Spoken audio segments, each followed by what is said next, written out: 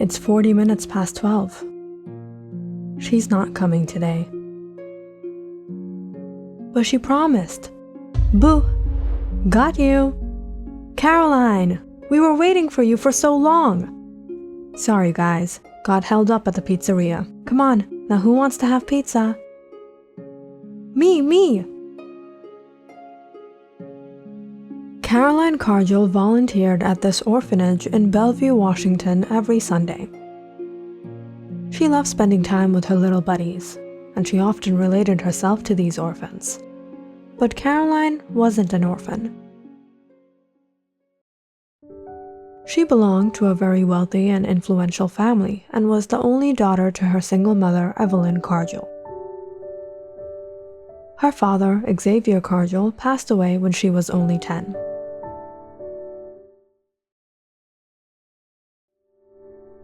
And although she still had her mother, Evelyn was never really there for her. Caroline grew up in the hands of one nanny to another. Her mother too belonged to an affluent family. She was sophisticated and fancy, and sometimes arrogant. She tried to instill those etiquettes and mannerisms, not to mention the pride and ego in her daughter, but Caroline never paid heed to these things. She was more like her father, down to earth and humble.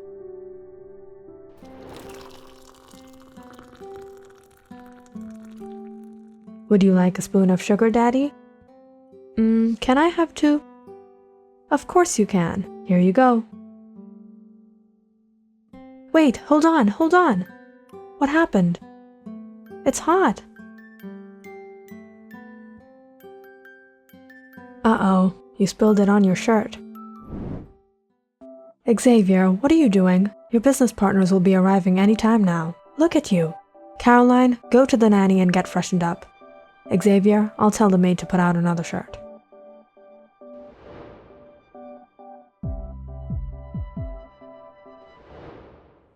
Her parents might have been married and living long years together, but Caroline knew their marriage was nothing but superficial. Her father tried to keep things real, but her mother never responded to those gestures of love, because she didn't love him. The happy marriage was all pretension to the outside world. Let's spend the night at home, dear. It's our anniversary. We already made reservations at the restaurant. The Rockefellers will be there. What will they think? Is this about them or about us? It's about our image, Xavier. After her father's death, Caroline grew up feeling all alone. Caroline understood what it must have felt like for those who had no parents at all. That's why she came here to volunteer. Usually on Sundays, she would be here with another girl named Laura. Laura worked there, and she had become a good friend. Adam, you're tangled up in your jacket again? Remember the dip and flip trick I showed you? Oh yeah, I totally forgot. Thanks, Caroline. No problem, buddy. The kids get so excited to see you every week. To be honest, I'm just as excited to see them again too. Getting to see that smile, it makes my day. You know, a lot of people aren't interested in volunteering for things like this. But there is another person who comes here, just like you. Who? He always brings gifts for everyone here. The kids love him.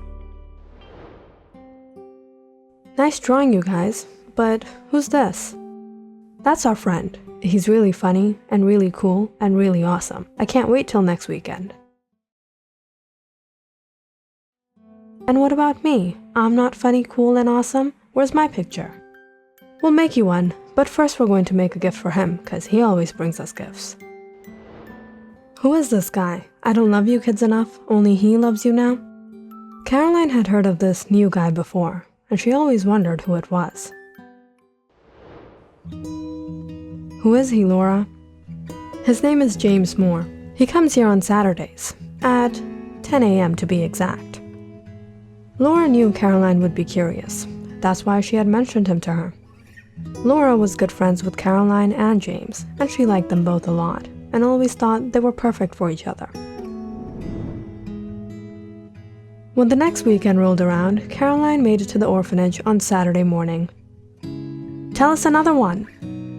All right, what do you call a cheese that's not yours? What? What? Nacho cheese. When Caroline joined them, the kids shouted out in joy and circled around her. You're here? Yay! Today's going to be double the fun. Hi, I'm Caroline Cargill. You must be James. Yes, I've heard about you. Heard about me? Do the kids mention me that much? No, actually, it was a friend of mine. She works here. She can't stop talking about you. Are you talking about Laura? Yeah. James was a really shy guy. It was hard to get him talking. Caroline, however, knew how to get around that one. You know, you really have to stop that. Stop what? You're always taking my spotlight. The kids only love you. Oh, it's not like that. Sometimes they prefer you over me. Kind of makes me jealous. James was kind and compassionate, and Caroline couldn't help but admire him. She started coming to the orphanage on Saturdays.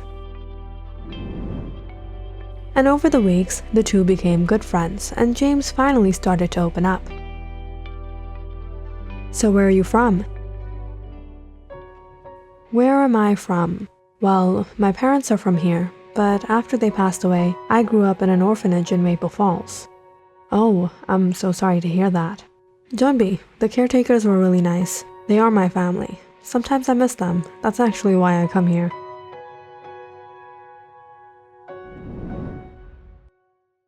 Caroline, guess what? I got accepted at the BNI Corporation. Congratulations! We have to celebrate. Let's go out somewhere afterwards. I actually know a really nice place, but it's a little far from here. That's alright, I have my car. It's across the park, and the weather is nice. You want to spend it driving? Let's walk there. Caroline and James had a wonderful time at the park that day, just until it started to rain. Oh no, how are we going to get home in this? I told you we should have brought the car. Then we wouldn't have had this memorable moment together.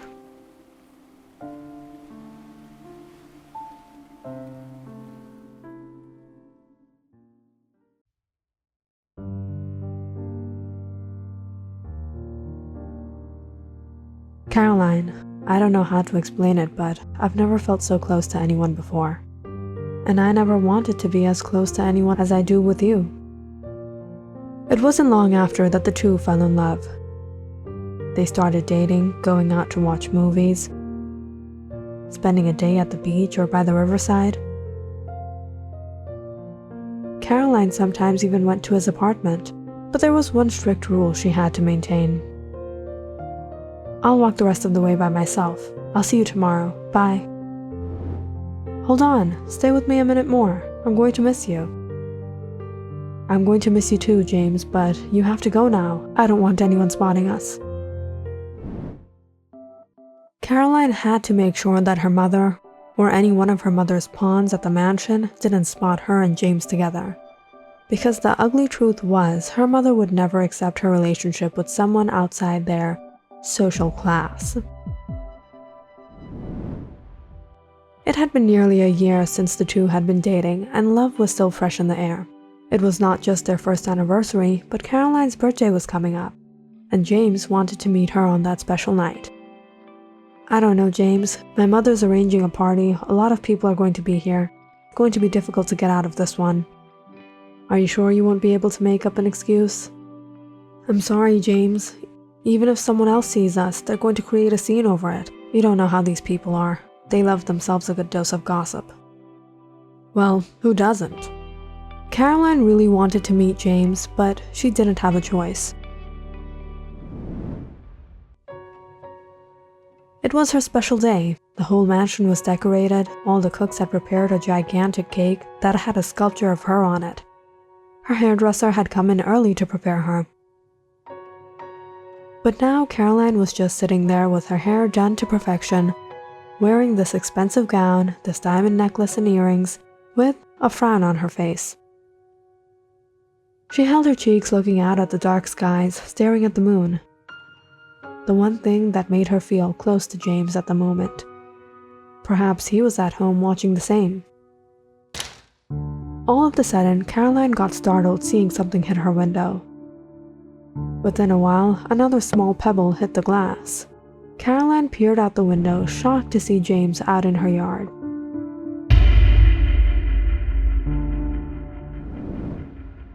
She immediately went out to her balcony. "James, what are you doing? You're gonna get hurt," she whispered as she started climbing the wall. "Well, how else am I supposed to get up there? If only I was dating Rapunzel, she could have pulled me up." "Forget about Rapunzel. The only person that's gonna be pulling on you are the security guards. I told you it wasn't safe." "Hold on, I'm almost there. This isn't that easy as it looks, okay?" "James, what if someone sees you?" "Baby, if you don't let me in, someone is going to see us." Caroline hurried to pull James inside the room.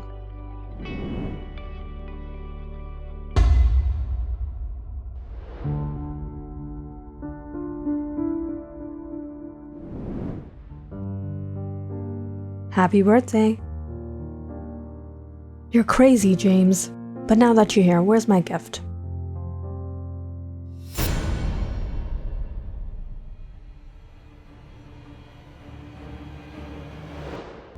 "To be honest, I went from store to store, but I didn't know what to get you.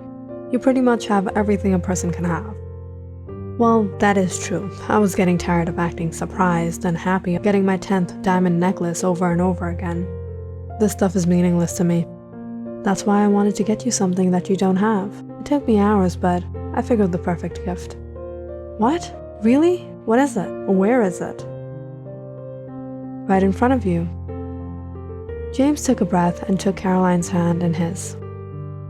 "The most meaningful gift I could give you is my love. And I promise I'll love you forever. Caroline, will you marry me?"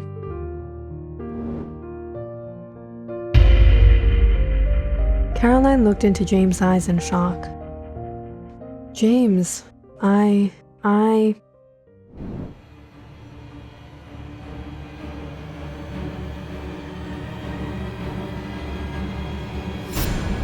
Caroline?" Evelyn walked into her daughter's room to find it empty. Caroline walked out of the balcony. "Yes, Mother?" Caroline anxiously asked as her mother sternly looked at her. After a moment of silence, she finally spoke out as she turned towards the door again.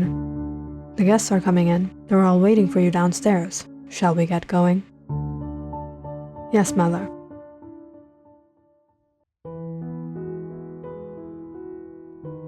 When Caroline walked down the stairs looking gorgeous in her gown and her high heels,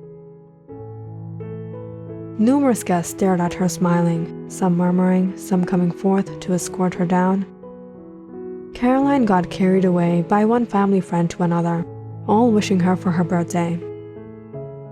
Her mother was busy speaking to her friends, aka business partners. Waiters were going roundabout with their drinks and food, and soft music played in the air.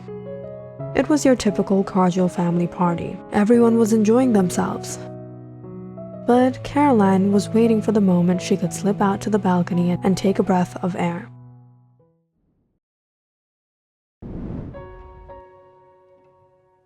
However, when she finally got some relief, she heard footsteps behind her.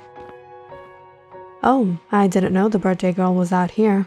Isn't everyone waiting for you inside?" "Yeah, well, it was getting a little crowded in there." "Crowded in this grand mansion?" The young man stood by Caroline looking at the night sky. "Don't worry, I actually came here for the same reason. I hate these parties. All the pretension, the gossip, the rumors." Caroline furrowed her brows and looked at him. He was handsome, tall and broad, well-dressed and well-mannered. "What's your name?" "William Johnson. My father, Edward Johnson, was friends with your father." "Oh, wow, it's nice to meet you." "You too. You know, I've heard a lot about you. I must praise you for the social work you're involved in. It's quite admirable. I was contemplating starting a fundraiser myself for a children's hospital." "That's a wonderful idea, and thank you, but I wouldn't take the credit." "You should. Not everyone has the heart these days." "But I couldn't help noticing. You look upset. What's wrong?" "That frown doesn't suit a beautiful face like yours," William said, smiling at Caroline. "It's nothing. Just feeling like the odd one out in there." "Doesn't that make the two of us?" "Come on, let's go inside. May I have a dance with the most beautiful woman tonight?" he said, putting his hand forth. Caroline finally let out a smile, meeting someone like-minded for a change, someone that seemed to understand her, someone she could relate to in every sense. The night turned out for the better when Caroline met William. He was polite, he knew how to treat a woman, and he was entertaining. They danced and talked until Caroline had forgotten how late it was. I had a wonderful time tonight, Caroline. I'd love to take you out sometime.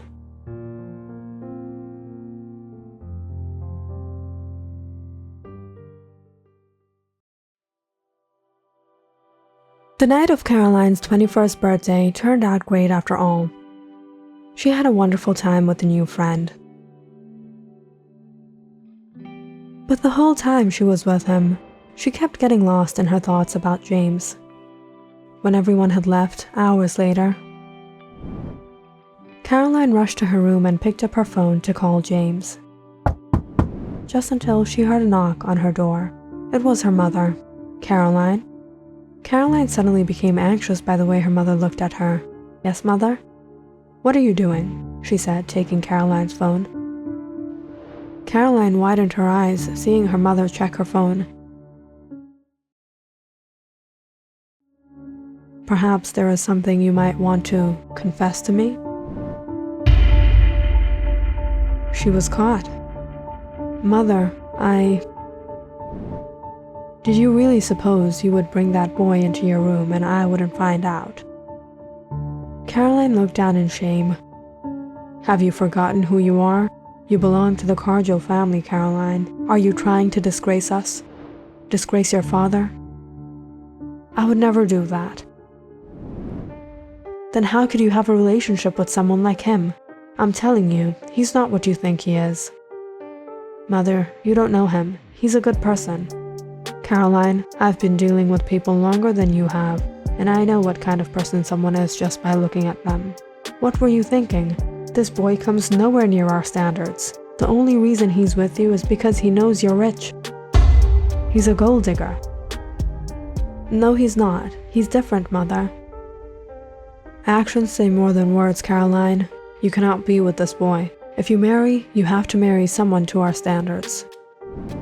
You mean marry someone I don't know? Someone I don't love?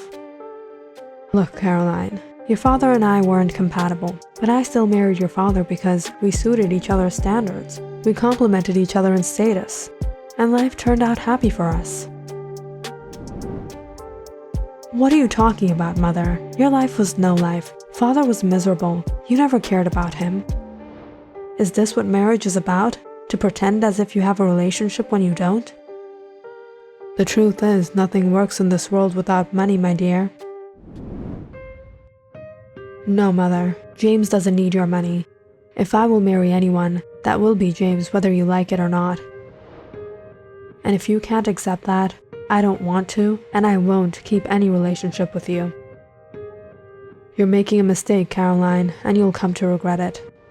No, Mother, I made no mistake choosing James. It's you who's made my life miserable. And now that I'm happy you want to snatch that away? I don't want you in my life, Mother, and I don't want your money. Caroline and her mother got into a huge argument that night. Caroline barely got any sleep, and as soon as it was morning, she hurried out of the mansion. She needed to meet James. She needed to tell him everything. I told her I'll leave her. I'll leave her property and her money, and I'm going to marry you. Caroline, you have to calm down. Things like this happen. She's your mother. It suits her to be worried for you. She's not worried for me. She's worried about her prestige, her honor, her image in the society. This is how she made my father's life miserable. Caroline, this isn't going to be easy.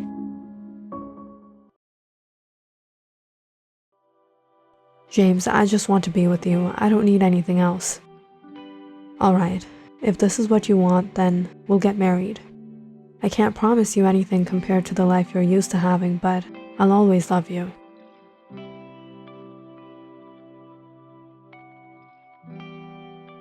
Caroline returned home that evening feeling better. Her mother stood there waiting for her, but Caroline had no wishes to speak to her. The next day was Saturday, and Caroline needed to get rest before she would go to the orphanage. "Caroline, thank goodness you're here. We were getting worried." "Oh, you don't have to worry. You know I can't stay away from you guys." "It was because James didn't come yet, and we thought you wouldn't come either." "He didn't come?" Caroline waited for an hour before she decided to call James. But he didn't answer his call. And when James didn't come to the orphanage at all, Caroline too got worried. She went to his apartment, but it seemed that no one was home. Caroline called his workplace, tried contacting his friends, but no one could say where he was. It was almost like he suddenly vanished.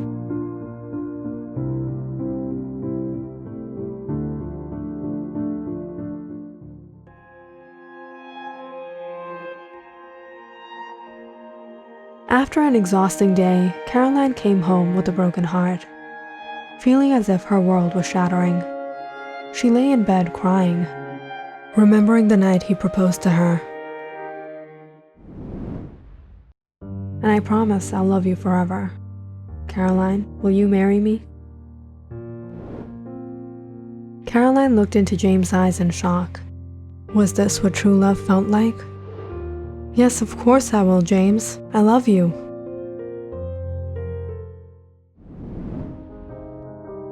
Where could James go? Did he just leave her? "Caroline, dear." Caroline peered at her mother as she stroked her hair.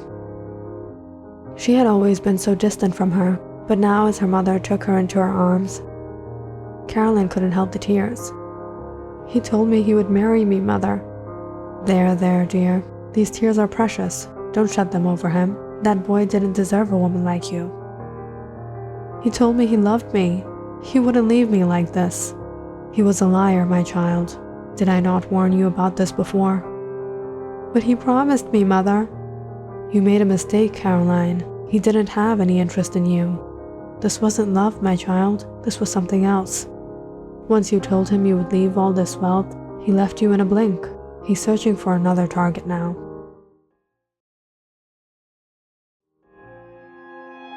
Caroline cried in her mother's arms.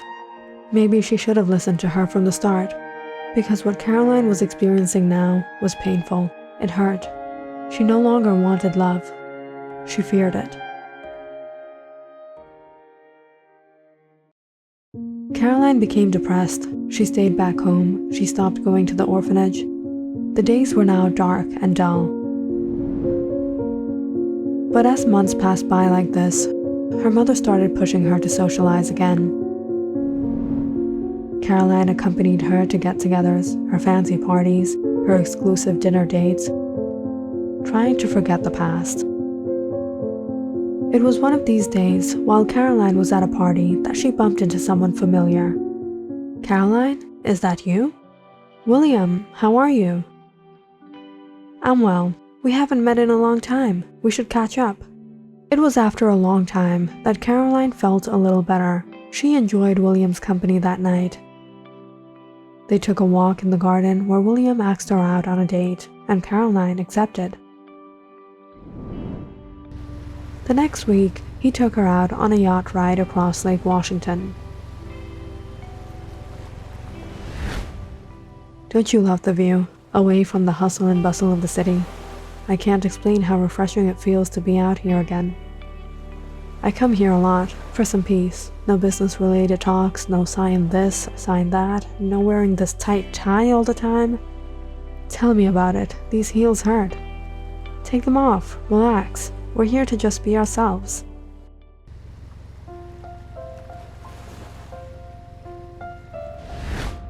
As the days passed, Caroline and William started to meet more often. Caroline was surprised to see they had a lot in common. William was humble and kind, despite all the wealth his family had. He too was involved in social welfare. Together, he and Caroline visited various charity organizations where he was an anonymous donor. Caroline, when I spend time with you, I feel so complete. I feel like you're the one I've been searching for my entire life. I feel the same way, William. Caroline, there's something I've been wanting to tell you. William took out a small box from his pocket. He opened it up to show a beautiful brooch. This belonged to my great-great-grandmother. It's been the family heirloom for generations, and every firstborn passes it on to the next to present to his wife, and I want to give it to you. William, this is priceless. How can I keep this? Caroline, I want to marry you. Will you be my wife? Yes, I will. It was in a matter of weeks that the Cargills and the Johnsons came together for the occasion.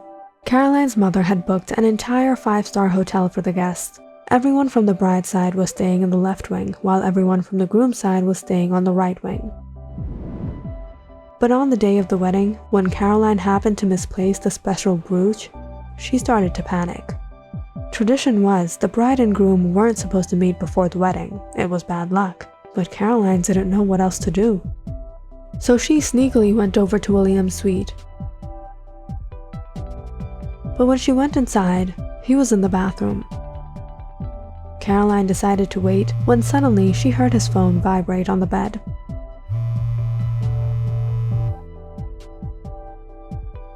She picked it up and unlocked it, curious to see it was a message from her mother.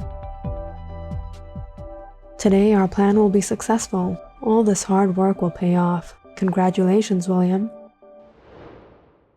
What plan? Caroline suddenly got a bad feeling. She quickly started reading their conversation before William would come out. But what she discovered shook her world. This marriage had been an agreement between her mother and William. Her mother was the one who had invited him to that birthday party. William didn't actually have anything in common with Caroline. This was all an act. His simplicity, his kind gestures, it was all fake. Her mother was the one who had told him about Caroline's likes and dislikes.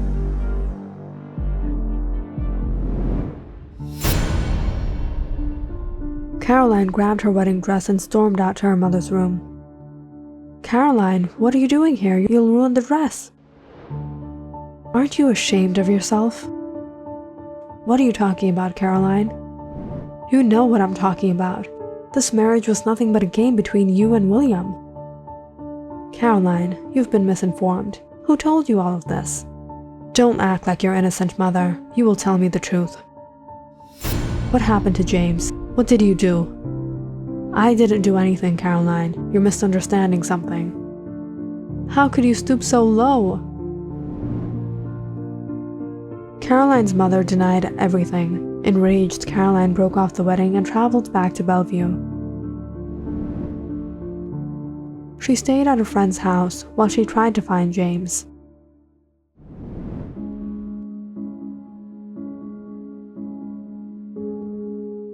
She returned to the orphanage and asked about him.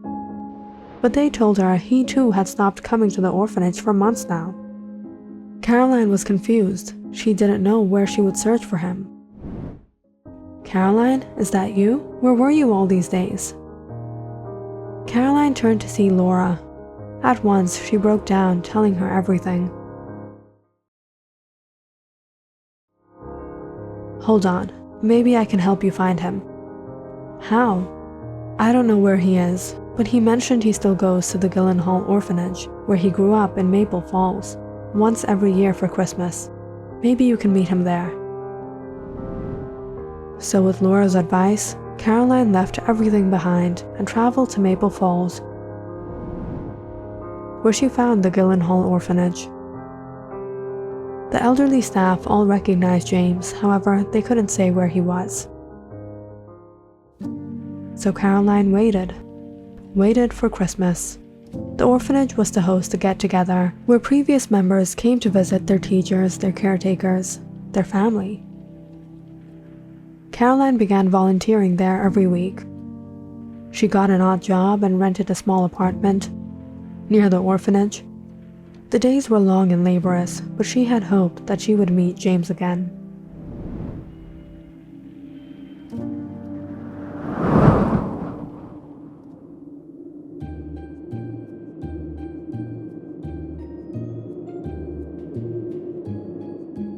Now come on everyone, all together. Jingle bells, Batman smells. No, Tyler, not again.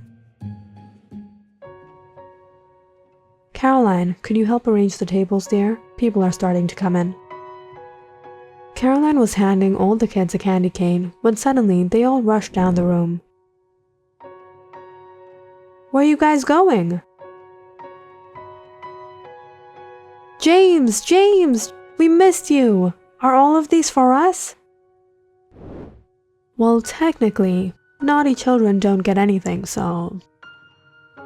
We weren't naughty at all, we promise. Alright then, this one is for you, and for... James turned to see a woman standing there amongst the kids. He looked up, shocked to see... Caroline, you are here? Where did you go? Why did you just vanish? Why did you leave me? Why did you betray me, James? Caroline said in a shaky voice. James stood up and furrowed his brows. Come with me. I didn't betray you. You betrayed me.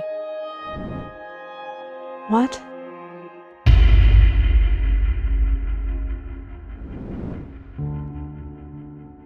After Caroline had gone to meet James the morning after her birthday, her mother too visited him to have a word of her own. So you want to marry my daughter? Do you even know who we are? Did you really think that you were anywhere near our standards? Mrs. Cargill, rich or poor, we're all human beings at the end of the day, and your daughter and I love each other. Don't tell me this nonsense. You've only brainwashed my daughter to believe such fairy tales. You have no clue how this world runs. This is why you are where you are. Nothing compared to us. You think my daughter will be happy with you, living in this dumpster? Her closet is bigger than this. You won't even be able to afford the shoes she wears with your whole month's salary. James was hurt, humiliated. Nonetheless, this was Caroline's mother, so he tried to reason with her. Mrs. Cargill, marriage isn't between two properties, it's between two persons, and when the person is right, the marriage works out, be there money or not. You can have money today and it can be all gone tomorrow. Your daughter accepted me with whatever I have. We want to marry each other because we think we're the correct person for each other. Correct person? You know nothing about my daughter. You think she'll settle with someone like you? My daughter is only playing with you. That's not true. Caroline would never do that. See it for yourself if you doubt my words. Caroline is getting married to this young man. The only reason I'm here is because we have a prestige in the society. I deem it the sooner you leave her life, the better.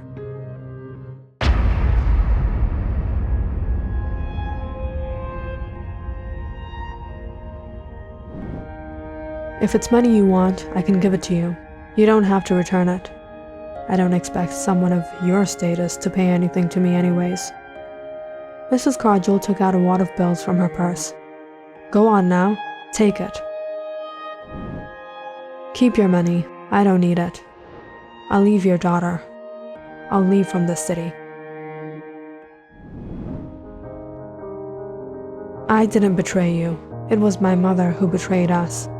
That's why I left her. I left her property, her wealth. I have nothing. Now it's your turn to prove you're not a gold digger by marrying me, Caroline said, folding her arms. James looked at her faded jeans and her red sweater, and let out a chuckle. Considering your situation, I have a decent job and a good economic situation. How do I know that you're not a gold digger? Like you have a choice, gold digger or not, you're stuck with me now. You're not going to give me your coat? No, you're not rich anymore. You rich people.